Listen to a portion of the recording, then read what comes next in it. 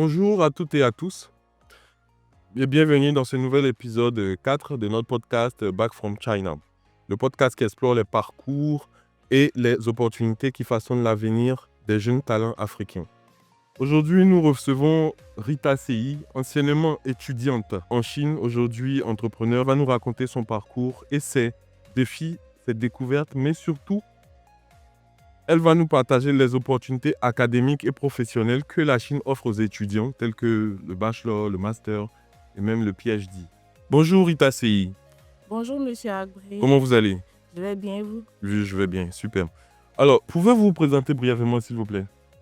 Alors, c'est Rita Seyi à l'état civil et j'ai été doctorante en droit international à l'université Jin-Dache, comme on le dit, dans le nord de la Chine. Ok. C'était dans quelle université, quelle ville, quelle province? Pour nos auditeurs qui ne connaissent pas. Comme je disais tout à l'heure, j'ai dit Jilin-Dache, c'est-à-dire l'université de Jilin, Ok, dans la province de Jilin, dans le nord de la Chine. d'accord. Voilà. Alors, on va voir cet aspect qui est l'expérience académique. Pouvez-vous nous dire pourquoi vous avez choisi vos études en Chine? Alors, il faut savoir que j'ai pas choisi la Chine. D'accord. Je voulais faire un autre master 2, voilà, à l'extérieur du pays, surtout dans un pays anglophone, vu que moi, j'aime beaucoup l'anglais. Oui. Et bon, il n'y avait pas le financement qu'on attendait. Donc, quand on a entendu qu'il y avait des bourses disponibles, moi, j'ai postulé. Ok. Et j'avais postulé, je crois, pour la Russie et pour la Chine. Simultanément, d'accord. Voilà, moi, je pensais plus avoir celui de la Russie parce que là-bas, je me suis dit que j'allais parler plus anglais. C'est vrai que j'allais être amenée à apprendre le russe, mais j'allais parler beaucoup l'anglais. C'est ça. Mais quand on m'a annoncé que c'est la Chine qui a marché, vraiment, J'étais découragé. j'étais waouh, je dis, mais comment ça va se passer? La Chine, c'est un choc vraiment de culture, en fait. C'est ça. Donc, j'étais vraiment dépaysée. Et après, mes parents m'ont encouragée à aller. Ils m'ont dit que la Chine, c'est l'avenir. La Chine, c'est aujourd'hui la deuxième puissance économique et autres. Donc, c'est pour ça que, bon, finalement, je suis partie. Ok, du coup, les parents ont été quand même les personnes qui vous ont motivé quand même à y aller. Voilà, surtout ma maman, elle voulait pas que je reste. Elle m'a dit que tu voulais partir. Donc, voilà, tu as une opportunité, même si c'est pas ce que tu veux. Et puis, en plus, on ne paye pas, c'est une bourse. Tu seras logé et tu auras un peu d'argent aussi pour toi. Ça Donc, marche. pourquoi pas? C'est bien, c'est bien. Du coup, comment décririez-vous la qualité de l'enseignement que vous avez reçu durant votre parcours là-bas? Alors, moi, il faut dire que la filière que moi je faisais, c'était pas approprié pour la Chine parce que c'est pas une filière qu'ils développent beaucoup là-bas. D'accord. En Chine, quand vous partez, c'est l'informatique, la robotique, Oui. un peu, vous voyez un peu voilà, ces domaines-là. Alors que quand tu es juriste, moi, je m'attendais si j'étais partie peut-être en France, ou bien aux États-Unis, ou bien à UK, je sais pas, Oui. whatever, un pays du genre. Ça allait être peut-être différent. Oui, c'est clair. Là-bas, c'était pas, franchement. Et puis, en plus, la bourse que j'ai eue, elle était en chinois. Waouh. À un moment, j'ai voulu permuter pour aller dans le système anglophone, mais j'ai fait les démarches, mais malheureusement, ça n'a pas marché. Ok. Voilà. Donc, c'est pourquoi je suis restée là-bas à Jilin, en train de faire un doctorat en chinois. Oui. Voilà. Waouh, ça devait être un peu complexe, mais bon, j'imagine. Mais je ne te fais pas dire, hein. Et J'imagine. Quelles différences majeures avez-vous remarquées avec l'enseignement de Chine et celui de Côte d'Ivoire, par exemple? alors, bon, moi, j'étais doctorante. Oui, Donc, là-bas, en doctorat, c'est pas vraiment des cours que vous faites. c'est ça. Vous assistez à des conférences, des profs qui viennent vous entretenir. Ouais. Voilà. Donc, Aussi la recherche quand même. voilà. Je ne saurais vraiment développer ce côté-là parce que j'ai pas reçu de cours en tant que tel. Ouais. Peut-être des cours de chinois Mhm. pendant ma première année. Ok. Je peux dire que c'était top. D'accord, d'accord. Alors, on passe sur l'aspect vie étudiante et intégration culturelle. Comment s'est passée votre intégration à la culture chinoise? Alors, C'était brusque, choc, bon, déjà, décrivez-nous. j'explique comment je suis arrivée en Chine. Mmh. Quand je, suis- Que j'imagine. quand je suis arrivée, heureusement pour moi, j'ai fait 1 an au Ghana à D'accord. apprendre l'anglais. Oui, Donc, déjà, ça m'a servi. c'est clair, c'est bien. Donc, déjà, j'invite les uns et les autres, après leurs études, de faire un minimum d'anglais. C'est bon, Ça sert toujours. super. Donc, déjà, quand j'arrive à l'aéroport de Dubaï, je vois que tout est en anglais. Mais heureusement pour moi, je comprends anglais, donc je sais me guider déjà. C'est ça. Et ensuite, arrivé en Chine, aussi, il y a du chinois, mais aussi, c'est traduit en anglais. Oui, Donc, je suis et tout. Là où ça va être compliqué, c'est le tronçon Pékin-Changchun, parce que j'étais dans une ville du nom de Changchun. C'est un peu compliqué, mais bon. oui. Donc, c'est ce tronçon-là Mmh.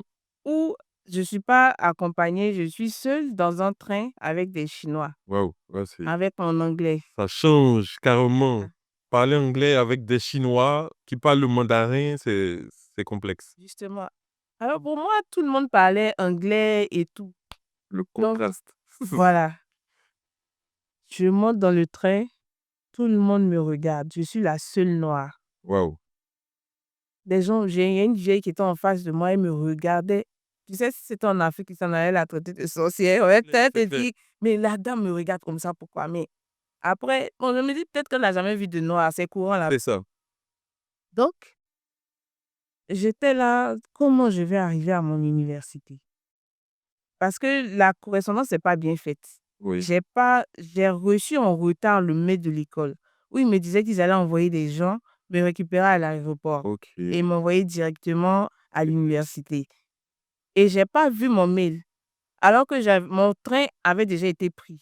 Mon billet de train avait déjà été pris. OK. Donc, je suis montée, je suis partie et je demande un peu à côté de moi, personne ne parle anglais, jusqu'à ce que je tombe sur une personne, un Chinois, qui parle un peu anglais. Oui, Voilà, donc c'est lui qui m'a guidée. Il y a quelqu'un qui l'attendait pas à l'aéroport, pardon, à la gare de train. oui, OK. Il y a quelqu'un qui l'attendait là-bas et cette personne-là, il lui a dit: «Ah, que je suis avec, cette, jeune fille-là, oui. elle va à Jilin-Daxue», mais elle ne connaît pas. Ouais, ouais.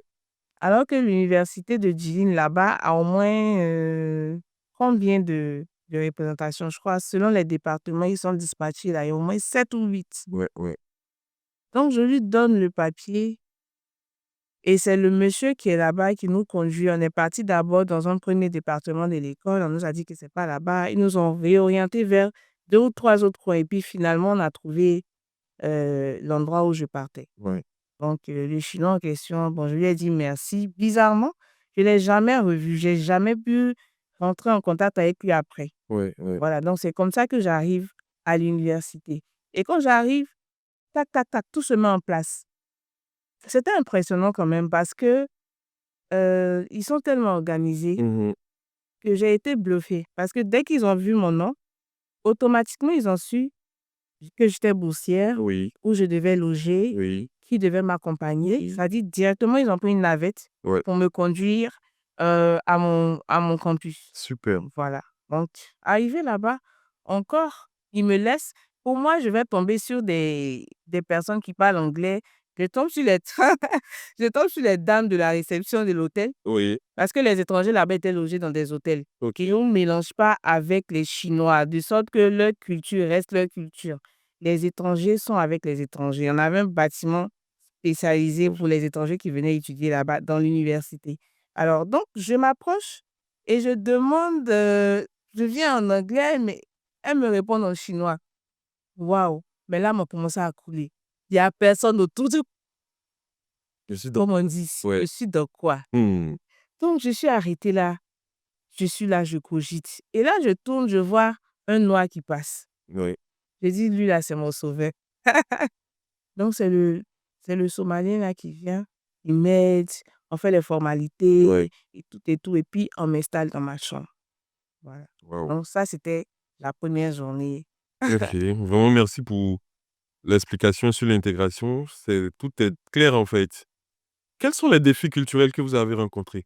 Sur la culture chinoise, faut dire que leur culture, ils mettent beaucoup leur culture en avant. Oui. Et ça, j'apprécie ça aussi chez eux. Ici, on a l'impression que nous, pour être choco, on parle pas notre langue Mhm. et on délaisse la culture. Oui. Voilà. Alors que les Chinois, déjà quand tu vas étudier là-bas, la première année, il y a un diplôme qu'on passe. La matière, c'était quoi déjà le nom? Jongo quelque chose. J'ai oublié. Mais on devait composer dedans. Mhm. Ils nous informaient un peu, nous donnaient un peu, euh, nous expliquaient un peu de façon brève Oui. la culture chinoise. C'est-à-dire, on nous a, on nous a parlé de celui qui a été le premier à industrialiser le riz. Oui. Ils sont nombreux. C'est ça. Celui qui a fait que le riz, aujourd'hui, il s'autosuffise en riz. Mhm. Déjà à l'école, on nous faisait ce cours-là. Oui. Voilà, comment s'orienter, comment on immatricule les plaques de voiture. Oh, ça, on nous a appris. Waouh. Waouh. Ça, c'est très bien ça. Si, si. Du coup, vous avez appris le mandarin alors? Oui, Comment ça vous a aidé? c'était obligatoire. Vu que ma bourse, comme je vous disais, comme je vous disais, Ouais. pardon, au début, c'était en chinois.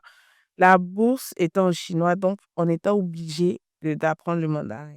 Ça, Super. c'était un casse-tête. Ça, c'est vrai que j'aime l'anglais, mais je ne suis pas une amoureuse des langues. En gros, donc, Ouais. c'était difficile pour moi, sans mentir, c'était difficile pour moi. Surtout que à la fin de chaque cours, on devait faire un dialogue. Oui. Ça, c'était un supplice pour moi. Les tonalités des mots. Ouais.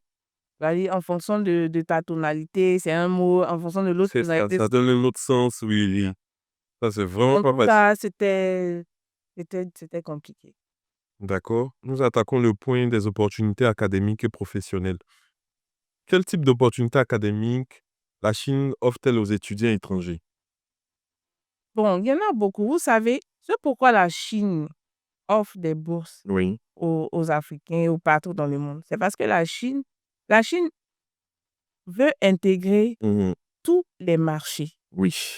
La Chine veut intégrer tous les marchés. D'accord. Donc, c'est pour ça qu'ils offrent des bourses et puis ça leur facilite l'intégration dans les autres pays. Oui. Voilà, ça leur facilite l'intégration dans les autres pays. Si vous regardez aujourd'hui dans le monde, vous allez voir que la Chine est partout, est dans tous les recoins du monde. C'est-à-dire même dans les petits villages. Ouais. Ils sont là-bas parce qu'ils savent que ils ont déjà donné des bourses aux gens. Donc ceux qui reviennent sont leurs interprètes. Ils vont forcément trouver des gens pour les envoyer dans des coins reculés qu'ils ne connaissent pas. Oui. C'est facile pour eux, du coup, de trouver des guides. Avant, c'était compliqué pour eux Oui. de s'intégrer. Ils n'étaient pas nombreux. C'est ça. Voilà. Donc, OK. Du coup, avez-vous participé à des stages, des recherches ou des conférences en Chine? non, malheureusement, j'ai pas eu de stage. J'ai pas fait de stage en Chine. OK. Mais comme je vous disais, nous, on n'avait pas de cours. C'était des conférences qu'on faisait. Oui. Voilà. Et c'était en chinois. Mhm. C'était vraiment difficile pour moi. Je comprenais rien dans les conférences. Ouais, ouais. Moi, en tout cas, l'année que j'ai faite en chinois, C'était trop petit pour vous. voilà, c'est petit pour un niveau doctorat. Ouais, C'est pas suffisant. Je dis que mon chinois était insuffisant pour le Oui. niveau que moi je partais faire. c'est ça. Donc, au stade où vous êtes, comment votre formation, pardon, en Chine a-t-elle impacté votre carrière actuelle? Bon, en ce moment, il faut dire que j'ai pas suivi mon parcours avec mon diplôme. OK, Moi, aujourd'hui, je suis entrepreneur, super. restauratrice, parce que je suis venue à ça parce que c'est ma passion, c'est ce que j'aime faire. C'est très bien. Sinon, après, quand je suis rentrée ici, j'ai essayé ici et là quelques petits trucs, mais Des entreprises. après, voilà, j'avais toujours ça en moi, c'est la restauration. Même quand je travaillais, je faisais la restauration les week-ends, je livrais à manger. Ouais. Après, je me suis dit, mais pourquoi pas me lancer dedans entièrement, puisque c'est ce Mhm. que j'aime. Ouais. Donc, c'est comme ça. J'avais dit que ma formation en Chine, c'est pas qu'elle a été inutile. Oui, Elle a son grain de sel dans ma vie, c'est ça. mais ce que j'aime faire, c'est la restauration. Donc, je suis restée sur ça. Donc, ça a quand même eu un impact quand même, vu que vous avez développé maintenant la fibre entrepreneuriale, en fait. Donc, aujourd'hui, vous êtes dans votre passion, vous faites ce que vous aimez. C'est vraiment bien parce que tout le monde n'a pas cette chance de développer cette fibre-là en soi. Aujourd'hui, est-ce que la Chine donne des opportunités aux diplômés africains? Mais beaucoup, comme je le disais tantôt, Mhm. je dis que les Chinois octroient des bourses aujourd'hui Oui, pour eux-mêmes venir prendre le contrôle de l'Afrique c'est ça. et du monde entier. Mhm. Donc, il y a forcément des opportunités, il y a beaucoup d'opportunités. Il y a certains de nos amis aujourd'hui qui sont restés en Chine, qui ont Oui, ouvert leurs entreprises là-bas. oui. Parlez-nous un peu du réseau des alumni et des collaborations que vous avez pu avoir, c'est-à-dire des anciens et aussi des anciens Ivoiriens, bien évidemment, de votre promotion, des années que vous avez faites là-bas. Quelle est l'importance de ce réseau-là, en fait, selon vous? Bon, moi, je suis pas dans ce réseau-là. Je ne sais même D'accord, pas qu'il existe d'ailleurs. d'accord. Il y a toi, par exemple. Mhm. On se voyait souvent en Chine, mais après, quand on est venu à Abidjan ici, bon. Attaquer, ouais, c'est bon. Donc, voilà, donc, voilà. Ok. Du coup, là, votre réseau, vous n'avez pas vraiment mis l'accent là-dessus. Ouais. Avez-vous collaboré avec d'autres anciens, quand même, de Chine? Quand vous y étiez ou même aujourd'hui, des contacts dans d'autres Euh, de bon, mais découvrir aujourd'hui, quand j'ai besoin d'un article ou bien quelqu'un me contacte, par exemple, oui. pour que je ramène des choses en Chine, de Chine, pardon, Mmh. j'ai une amie qui est toujours là-bas Super. et c'est elle, c'est comme si je lui donne des marchés. Oui. Voilà, quand je lui donne des marchés, bon, elle me donne parfois des commissions. Voilà. C'est ce Mmh. rapport-là que j'ai gardé avec une amie qui est là-bas. Sinon, en dehors de ça, quand on est rentré, il y a certaines affinités entre Mmh. nous. C'est Donc, on ça, est resté juste amis, mais on n'a pas développé de réseau le réseau. dans OK, si OK. proche. Du coup, dans votre cas, le réseau ne vous a pas aidé, en fait, en tant que nouveau Il étudiant? faut dire que je ne suis pas allée chercher ces réseaux-là. OK, Peut-être qu'il faut contacter les anciens de Chine. c'est ça. Voilà, mais moi, je n'ai pas fait. D'accord, d'accord, d'accord. Du coup, quelles sont les compétences que vous avez développées, sinon acquises en Chine, les compétences, le plus que la Chine vous a donné? Le plus que la Chine m'a donné, c'est l'amour de l'entrepreneuriat. OK. Aimer entreprendre, Mmh. travailler pour soi. Ouais. Donc le Et développement personnel, en d'autres termes. voilà, les Chinois, il faut dire que les Chinois travaillent à toute heure. Oui. Ils travaillent à toute heure. Dans ma ville, par exemple, à Chongchun, il y a quelque chose qui m'a impressionné, c'est quoi? C'est qu'à toute heure, tu peux réparer ton téléphone. Ton Oh! téléphone est gâté à 3 heures du matin. Oui. Tu peux aller, tu vas trouver quelqu'un Waouh! pour réparer ton téléphone. C'est-à-dire à toute heure, ils sont en train de chercher à gagner l'argent. C'est clair, c'est clair. Voilà. Ah, nous, ici, on se repose, hein. Voilà. 22h, 20h, même 19h, on a fermé, hein. Waouh! Et là-bas, celui qui répare le téléphone, Mmh. il loge en même temps là. Ah d'accord, Voilà. Donc, super, ça donc c'est cette idée-là, c'est je bien. l'ai prise et je me suis dit, pourquoi je peux être à la maison et puis gagner de l'argent. Oui. Donc, même quand je travaillais, les week-ends encore, je faisais à manger et je livrais. J'ai dit, sur OK, place, tu ne payes pas de loyer, tu ne payes pas, tu n'as pas de taxes et autres. Tu tranquille. fais ça à la maison Mmh. et puis tu livres. Et puis à OK. la fin de la soirée, tu as ton argent. Alors Rita, la Chine offre-t-elle aujourd'hui des opportunités aux diplômés africains? Mais bien sûr, la Chine offre beaucoup d'opportunités, Mmh. tant en Chine que dans nos pays. OK, Alors, je m'explique. Euh, Ce pourquoi la Chine octroie des bourses aujourd'hui, c'est dans le but de venir conquérir tous ces espaces-là. c'est ça. Voilà, donc, surtout l'Afrique. Mmh. En Afrique, on a encore de l'espace, il y a encore des choses à prendre, contrairement aux Continue. autres continents. Voilà. Donc, pour les étudiants africains, il y a tellement d'opportunités. On connaît beaucoup de personnes qui sont restées là-bas, ouvrir leurs entreprises. Je ne vais pas citer de nom. Oui, Et ceux qui sont rentrés aussi, quelques-uns ont intégré des entreprises chinoises ici. oui. Donc, je pense qu'il y a de la place à se faire. OK, OK. C'est bon, c'est bon. Je vois un peu que quand même après l'obtention du diplôme, on peut s'installer en Chine et aussi on peut être à la conquête de l'emploi ici en Côte d'Ivoire et aussi être entrepreneur, être à son compte, tel que vous, dans votre passion, la restauration. J'insiste, hein, parce qu'elle cuisine très bien. Faudrait passer la voir à son resto et puis bon, voilà, vous serez bien servi. Alors, quels ont été vos défis et solutions? J'aborde cet aspect-là parce que on sait plus ou moins, quand tu ne connais pas un environnement, comment ça se passe là-bas. Alors, quels ont été vos plus grands défis en tant qu'étudiant étranger en Chine? Alors, le plus grand défi, Mmh. c'est toujours la langue, hein. Le plus difficile là-bas, c'est la langue. Oui. C'est-à-dire, dès que tu comprends la langue, Mmh. voilà, tu peux partir partout, Oui, tu peux tout faire. c'est ça. Voilà. Et nous, on avait des petits jobs qu'on faisait Oui, en été. C'était bien payé quand même. super. Ça, c'est bon. Après, c'est seulement ce niveau-là, le PhD qui favorisait cela? Non, c'est pas le niveau, peu importe, hein. OK. C'était quoi? Tu sais, les Chinois, ils aiment bien le rythme africain. Ouais, Donc, on jouait sur ça. On jouait sur ça, on proposait des danses, ouais. n'importe quoi là. OK, Ça, OK, je vois. ça leur Ouais, ouais, posait. ça, on a aussi fait quand même à Ningbo, oui, oui. Ça, c'était bien, ça rapportait quand même des sous, hein. Après les défis, quelles sont les solutions que vous recommanderiez aux étudiants qui veulent aller en Chine? Ou qui sont déjà là-bas, qui ont aussi des difficultés? Ok, bon, moi, aux étudiants, je leur conseille, déjà étant là-bas, de déjà commencer à sélectionner certaines entreprises dans lesquelles ils vont postuler. Oui, Ça dit, c'est pas à leur retour là qu'ils vont venir chercher, tâtonner, ouais. tout ça. Ça dit, déjà en fin d'études, Mmh. tu dois déjà toi-même te préparer. C'est ça. C'est-à-dire que ça dit, je me donne 2 mois ou 3 mois Oui. pour commencer à postuler dans tel et tel. Mmh. Tu cibles tes entreprises. C'est ça. Voilà. Maintenant, si tu n'as pas pu cibler des entreprises, comme tu disais, il y a un réseau Oui, d'anciens de Chine. c'est ça. C'est déjà d'entrer en contact avec ce Oui. réseau-là pour ne pas rester là à ne rien faire, en fait, ne Mmh. pas rester oisif. Voilà. Bon, déjà, moi, je ne savais pas qu'il y avait un réseau d'anciens Chinois. Si. S'il y a un réseau, pourquoi pas les contacter et puis se faire intégrer facilement? Bon, après ce réseau-là, faut vraiment voir un peu comment ça fonctionne, tout et tout, pour voir l'intégration et qui aurait Supérieur, t'entends? toujours Voilà, faire c'est c'est supérieur, clair. t'entends, tu touches beaucoup de choses. Mmh mh, mmh.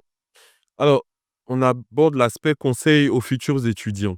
Bon, ceux qui obtiennent déjà le bac, qui veulent y aller, ceux qui ont déjà peut-être la licence, qui veulent y aller aussi, et puis bon, ceux qui ont déjà leur master ici, qui veulent y aller aussi pour un PhD, comme on le dit ici, un doctorat. Quel conseil donneriez-vous à un étudiant souhaitant partir étudier en Chine? Un conseil. Alors, je leur conseille de choisir une filière dans laquelle la Chine est vraiment experte. Dans D'accord. laquelle la Chine est vraiment experte. Par exemple, dans le domaine de l'informatique, robotique, et qui touche à la technologie. Oui, Ils sont vraiment bons dedans. OK. Maintenant aussi, il faut choisir une filière ou bien si c'est une bourse, il faut s'assurer que la bourse est en anglais Oui, ou les cours sont dispensés en anglais. Sinon, après, ça sera trop compliqué. ouais, c'est clair, ça c'est très important. Faire attention sur, l'aspect d'études en bourse, si c'est étudié en anglais ou en chinois ou même, Alors, au niveau de la langue, il faut vraiment faire attention là-dessus, d'accord? Après, quel, comment en fait, que devrait-il préparer en fait pour voyager? L'étudiant qui veut y aller? d'accord, je l'ai dit tantôt au départ, Mmh. je disais que moi, j'ai appris l'anglais Oui, au Ghana. Donc, ça m'a permis de m'orienter facilement, c'est ça. de pouvoir dialoguer, discuter avec les gens. Après, même quand on parle avec les gestes, vous pouvez parler, mais pour être à l'aise, je pense que c'est mieux Oui. de prendre un peu de cours d'anglais Mmh. d'abord. Et aussi, aujourd'hui, à l'université, on donne des cours de chinois Oui, gratuitement. Pourquoi pas aller faire quelques cours, apprendre quelques mots avant de partir là-bas? c'est ça. Ça serait très intéressant pour cette période. Donc, pour les étudiants qui veulent partir. Ouais, En tout cas, ils ne seront pas dépaysés. oui. Comme nous, Pour on une a notion été. quand même. Voilà. Ils ne OK. seront pas dépaysés. Alors, quels sont les pièges à éviter? Quand on y est déjà, une fois qu'on est en Chine étant étudiant, quels sont les pièges à éviter? Les pièges, je dirais, bon, c'est de rester concentré, hein. OK. Non, tu vas pour un but, ça dit tu vas pour tes études, tu fais tes études. Si tu peux faire quelques petits gombos à côté, tu les fais. Et concernant les combos, encore, c'est interdit. Donc, il faut faire encore attention à C'est ça. ça. Parce que quand la police te prend, là-bas, on te rapatrie directement. Ouais. Voilà. Ça, c'est vraiment des éléments importants. Il faut faire attention parce que quand on est sur un terrain étranger, la famille n'y est pas. Donc, comment se faire accompagner quand on a un souci, c'est vraiment complexe. Donc, Et concernant ça, dans ma vie, il y a une anecdote. vas-y, ouais, allez-y. Je crois que c'était un Guinéen qui était venu, une Guinéenne, je ne sais plus trop, mais quelqu'un qui était venu de la Guinée, ça dit 2 semaines après son arrivée, ses amis avaient un petit gombo à faire, les trucs de danse là. Ouais. Et la personne est partie, je ne sais pas si ce sont les sorciers de son village. En tout cas, la police est tombée sur elle. La personne a fait 2 semaines en Chine et a été rapatriée. Non, non. Ouais, Donc, c'est de faire attention à ça, en ouais, fait. ouais. C'est clair. Aussi, dans ma ville, toujours, il y avait un gars, un noir, Oui, qui sortait avec une chinoise. oui. Et cette chinoise-là, il l'a mise enceinte. Ouh là là. Il l'a mise enceinte et les parents, étant racistes, ne voulant pas que leur fille fréquente le noir, ils ont dit à la fille d'aller dire à la police que le gars l'a violée. Voilà, donc, le gars a été arrêté. Je ne sais pas si là, on l'a libéré, mais jusqu'à ce que je quittais la Chine, il était encore en prison là-bas. Donc, il faut faire attention à qui il faut C'est ça. fréquenter. Voilà. Ah, ça fait partie des pièges à éviter aussi, hein, je pense. Ok, c'est vraiment important que vous aviez mis l'accent là-dessus. Alors, sur l'aspect vision sur l'avenir, comment voyez-vous l'évolution des opportunités entre la Chine et l'Afrique, je dirais même dans les années à venir avec la Côte d'Ivoire? Bon, dans les années à venir, je pense qu'il y aura. Déjà aujourd'hui, on constate que les Chinois sont implantés partout. Oui. Ils sont implantés partout au point où il y a des. Est-ce que vous savez qu'il y a des Chinois qui vendent des terrains Non. ici? Ça, par contre, je ne savais pas. Waouh. J'ai un ami de la Chine qui m'a envoyé une capture où un Chinois revendait un terrain, Waouh. en fait, à ses parents chinois là-bas. Donc, ce qu'ils visent, en fait, c'est l'intégration. C'est l'intégration parfaite, en fait, Ouais. au sol. Comme je disais, dans les autres pays, il n'y a plus de place. C'est Ici, clair. on a encore des terrains neutres, des terrains qu'ils peuvent acheter. Oui. Donc, les années qui vont venir, on va assister encore à leur arrivée ici. On aura encore plus de Une Chinois. sorte d'invasion même. Voilà, on sera envahi et voilà, ça sera ça. Ouais, Donc, ouais. c'est aux Africains de saisir ces opportunités-là, en fait, pour insérer les jeunes, pour nous insérer aussi dans ça, dans leur. C'est ça. Alors, Rita, recommanderiez-vous la Chine comme destination académique? Si oui, pourquoi? En tout cas, comparé à d'autres pays, je ne vais pas choisir la Chine. D'accord, ok. Je ne vais pas choisir la Chine. Quoique, ils ont de bonnes universités. Mhm. Voilà, quoiqu'ils ont de bonnes universités. Ça, c'est personnel. Oui, C'est personnel. Moi, je préfère en tout cas la France ou d'autres pays, mais pas la Chine. ok. Ça, c'est vraiment bien de donner votre point de vue, en tout cas. Alors, pour le mot de fin, je me demande bien quel message vous pourrez véhiculer, sinon donner, transmettre à notre génération d'étudiants qui veulent quand même y aller, Mhm. étudier en Chine. Bon, c'est de saisir les opportunités, Oui, d'apprendre la langue. C'est vraiment important. Ça ouvre des portes. Apprendre vraiment la langue, ça ouvre des portes. Même si votre domaine d'activité, votre filière en anglais, c'est important aussi d'apprendre la langue. Moi, j'ai pas vraiment appris la langue. Je parle, mais je pense que mon niveau a largement baissé maintenant. Il faut vraiment apprendre la langue, ça donne des opportunités. Et aussi, qui sait, il y a d'autres qui sont restés là-bas pour faire leurs entreprises. oui, Si tu peux, tu restes. Si tu peux aussi, tu peux venir. Il y a toujours des opportunités, oui. selon moi. Je veux leur dire que la Chine, c'est une bonne destination. D'accord, Parce que selon moi, dans le dictionnaire où se trouve le mot opportunité, en face, il devrait écrire la Chine. d'accord. Parce que la Chine ouvre tellement de portes. Ouais. Premièrement, après avoir étudié en Chine, Mhm. tu as une entrée en Chine. C'est ça, C'est-à-dire, après, tu peux décider d'être entrepreneur. clair. Toi, ton entreprise, c'est de conduire les gens qui sont intéressés par la Chine en Chine. Mhm. Vu que tu connais déjà le territoire, Oui. tu comprends la langue, Mhm. c'est facile d'y aller pour toi. C'est ça. Donc, les gens vont avoir confiance en toi. Oui. Deuxième chose, je dirais, euh, On connaît des gens qui sont restés là-bas, qui ont ouvert leurs entreprises Oui, beaucoup. d'import-export de la Chine. Donc, c'est aussi une opportunité. Oui, Troisième chose, il y a des entreprises chinoises qui sont ici, qui ont besoin de talents. oui, Donc, après avoir étudié, l'opportunité s'offre à toi de venir c'est travailler ça. ici dans des entreprises chinoises. Oui. Et en dernier, Mm. euh, des personnes aussi, étant en Chine, Oui, ont fait de bonnes rencontres oui, avec des entreprises chinoises.